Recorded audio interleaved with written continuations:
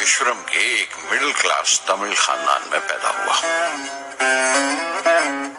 میرے ابا زین العابدین کے پاس نہ تعلیم تھی نہ دولت، لیکن ان مجبوریوں کے باوجود ایک دانائی تھی ان کے پاس اور حوصلہ تھا، اور میری ماں جیسی مددگار تھی عاشی اماں۔ ان کی کئی اولادوں میں ایک میں بھی تھا، بلند قامت ماں باپ کا ایک چھوٹے سے قد والا معمولی شکل و صورت کا لڑکا۔ اپنے پشتینی مکان میں رہتے تھے ہم، جو کبھی 19ویں صدی میں بنا تھا۔ کافی وسیع اور پکا مکان تھا رامیشورم کی مسجد اسٹریٹ میں۔ میرے ابا ہر طرح کے عیش و آرام سے دور رہتے تھے، مگر ضروریات کی تمام چیزیں میسر تھیں۔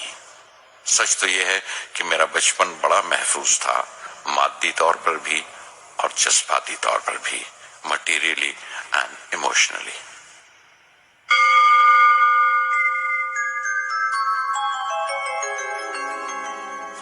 رامیشورم کا مشہور شیو مندر ہمارے گھر سے صرف 10 منٹ کی دوری پر تھا۔ ہمارے علاقے میں زیادہ آبادی مسلمانوں کی تھی، پھر بھی کافی ہندو گھرانے تھے جو بڑے اتفاق سے پڑوس میں رہتے تھے۔ ہمارے علاقے میں ایک بڑی پرانی مسجد تھی جہاں میرے ابا مجھے ہر شام نماز پڑھنے کے لیے لے جایا کرتے تھے۔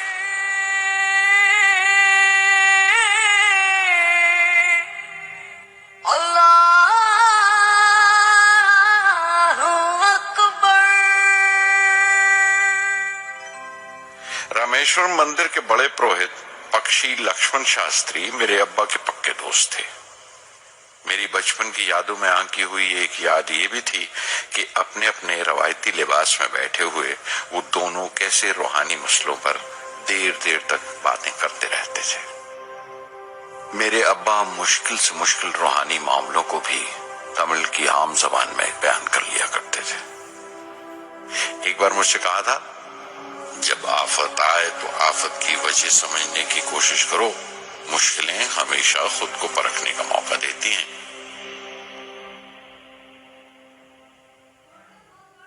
میں نے ہمیشہ اپنی سائنس اور ٹیکنالوجی میں ابا کے اصولوں پر چلنے کی کوشش کی ہے۔ میں اس بات پر یقین رکھتا ہوں کہ ہم سے اوپر بھی ایک اعلیٰ طاقت ہے، ایک مہان شکتی ہے جو ہمیں مصیبت، مایوسی اور ناکامیوں سے نکال کر سچائی کے مقام تک پہنچاتی ہے۔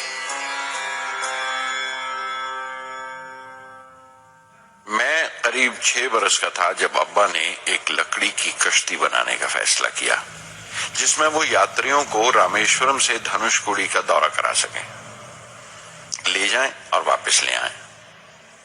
وہ سمندر کے ساحل پر لکڑیاں بچھا کر کشتی کا کام کیا کرتے تھے۔ ایک اور ہمارے رشتہ دار کے ساتھ، احمد جلال الدین۔ بعد میں ان کا نکاح میری آبا زہرا کے ساتھ ہوا۔ احمد جلال الدین حالانکہ مجھ سے 15 سال بڑے تھے، پھر بھی ہماری دوستی آپس میں جم گئی تھی۔ ہم دونوں ہر شام لمبی سیر کو نکل جایا کرتے تھے۔ مسجد گلی سے نکل کر ہمارا پہلا پڑاؤ شیو مندر ہوا کرتا تھا، جس کے گرد ہم اتنی ہی شردھا سے پریکرما کرتے تھے جس شردھا سے باہر سے آئے ہوئے یاتری۔ جلال الدین زیادہ پڑھ لکھ نہیں سکے ان کے گھر کے حالات کی وجہ سے، لیکن میں جس زمانے کی بات کر رہا ہوں ان دنوں ہمارے علاقے میں صرف وہی ایک شخص تھا جو انگریزی لکھنا جانتا تھا۔ جلال الدین ہمیشہ تعلیم یافتہ پڑھے لکھے لوگوں کے بارے میں باتیں کرتے تھے، سائنس کی ایجاد، میڈیسن اور اس وقت کے لٹریچر کا ذکر کیا کرتے تھے۔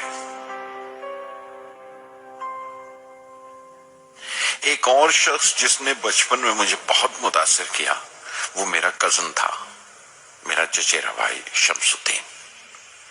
اس کے پاس رامیشورم میں اخباروں کا ٹھیکہ تھا اور سب کام اکیلے ہی کیا کرتا تھا۔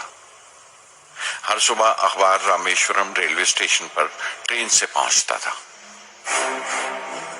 سن 1939 میں دوسری عالمگیر جنگ شروع ہوئی، سیکنڈ ورلڈ وار۔ اس وقت میں 8 سال کا تھا۔ ہندوستان کو اتحادی فوجوں کے ساتھ شامل ہونا پڑا اور ایک ایمرجنسی کے سے حالات پیدا ہو گئے تھے۔ سب سے پہلی درگھٹنا یہ ہوئی کہ رامیشورم اسٹیشن پر آنے والی ٹرین کا رکنا کینسل کر دیا گیا اور اخباروں کا گٹھا اب رامیشورم اور دھنوش کوڑی کے بیچ سے گزرنے والی سڑک پر چلتی ٹرین سے پھینک دیا جاتا۔ شمس الدین کو مجبوراً ایک مددگار رکھنا پڑا جو اخباروں کے گٹھے سڑک سے جمع کر سکے۔ وہ موقع مجھے ملا اور شمس الدین میری پہلی آمدنی کی وجہ بنا۔